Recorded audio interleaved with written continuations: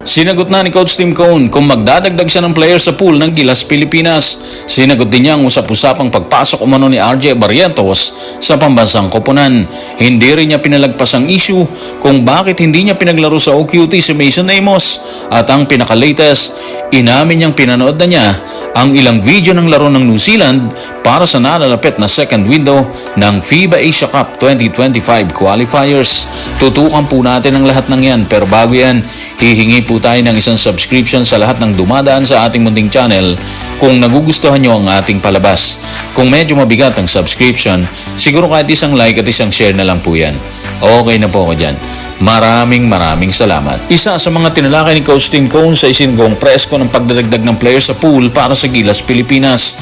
Tanong, ano ang desisyon ni Coach Tim sa issue? Magdadagdag ba siya ng players? Tutukan natin si Coach Tim sa report ni Ruben Terrado sa Spin. Sa totoo lang, hindi talaga. Hindi namin palalawakin ang pool. Kasi konti lang ang oras na meron kami para sa preparation. Mas mahirap yung pagtuturo sa team kung malaki yung pool. Kung meron kang 18 players sa team, ituturo mo sa lahat ng yon yung system mo. At mahirap gawin yon lalo na kung 10 o 7 araw lang ang pinag-uusapan natin dito. Okay, so guys, walang plano si Coach Tim na palawakin pa yung pool. Nasagot na yung mga tanong natin kung may papasok pa bang iba or wala na, di ba? Alam na natin ngayon na yung mga dating players nung OQT na ginanap sa Latvia, sila rin ang sasalubong sa New Zealand at Hong Kong ngayong Nobyembre para sa torneo ng FIBA Asia Cup 2025 qualifiers. Kung titingnan nating mabuti, may point naman talaga siya doon kasi ang hirap magturo sa maraming players. Well, kung sila na lang yon, yung 12 na sinabak natin sa OQT, wala nang turuan yan. Diretso practice na lang sila dyan. Mas malaki yung bentahe na mag-perform ng maayos kasi alam na niya yung system. Alam na nila yung sistema. Hindi na sila maninibago dyan. Sanay na sila doon. Yun ang advantage. Ang disadvantage naman siguro is yung injury. Sakali magka-injury ulit yung iba, wag naman sana, di ba? Mas mabigat. Kulang ulit ng players. Pero again, sanay na si Coach Tim Cone na sumabak kahit kulang ang mga players niya, kahit gipit na sa oras at sa panahon. Matapos niyang sagutin ang issue ng pagdadagdag ng players sa Gilas Pilipinas, niliwanag naman niya ang issue tungkol sa kumakalat na balitang isasama niya si RJ Barrientos. Dahilan, bakit niya umano kinuha ito sa nakaraang PBA draft? Ano nga ba ang totoong Coach Tim? May chance ba si RJ sa Gilas Pilipinas? Tutukan natin si Coach Tim sa report ni Diana Sonray Dalupang na Inquirer. Malayo pa yan ngayon. And again, batang-bata si Barrientos. Pwede siyang nasa pool 3 o 4 na taon mula ngayon.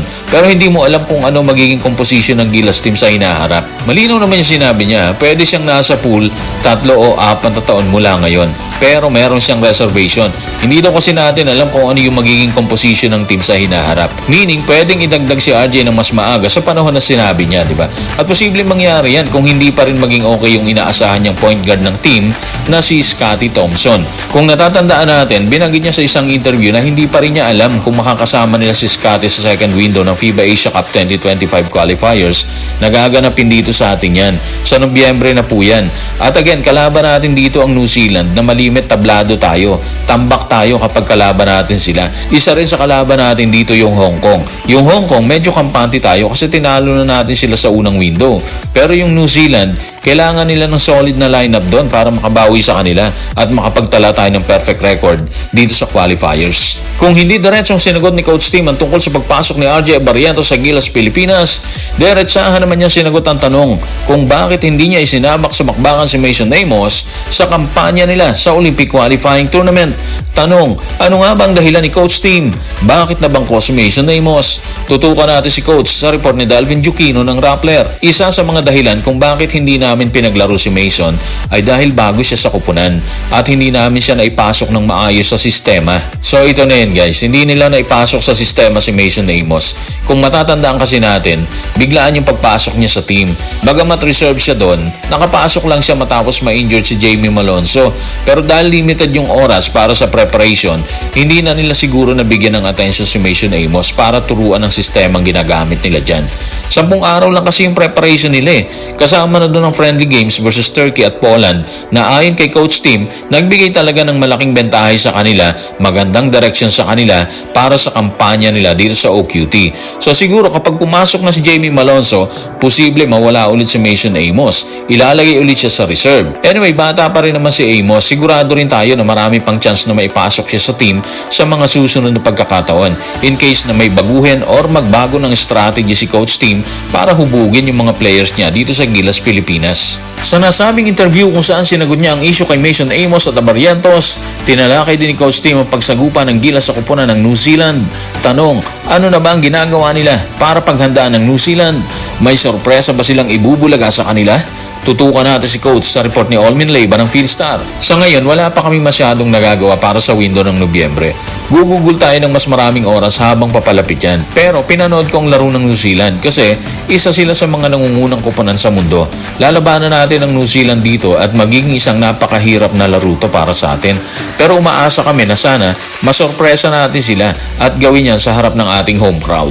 So base kay Coach Tim, wala pa silang masyadong ginagawang preparation para sa New Zealand. Pero aware naman siya na dapat talagang paghandaan kasi nga malakas sila eh. Hindi naman niya ikinailan na pinanood niya na yung video ng laro ng New Zealand. Para sa akin, paghahanda na rin yun. Sinisilip niya na kasi yung posible niyang gawin kapag nakaharap na nilang New Zealand dito sa MOA kung di tayo nagkakamali. Doon sa sinabi niya magiging mahirap, totoo yun. Normal talaga yun. Hindi pwedeng pagwalang bahala ang tigas ng New Zealand. Katulad ng Gilas na biniyak ang Latvia sa OQT, biniyak din po ng New Zealand ang Croatia sa score na 90-86. Sa OQT din po nila yan. So hindi biro, di ba? Mabigat din yung moral na dala nila pagpasok ng FIBA Asia Cup 2025 qualifiers sa Nobyembre. Ayon pa rin kay Coach Tim, sa panayam pa rin ng media, magbibigay talaga ng problema sa Gilas ng New Zealand kasi halos lahat sila pare-parehong malalaki, bagamat hindi sila mga 7-footer. So preparation talaga kailangan nila dito para mapataob natin sila. So guys, maraming salamat.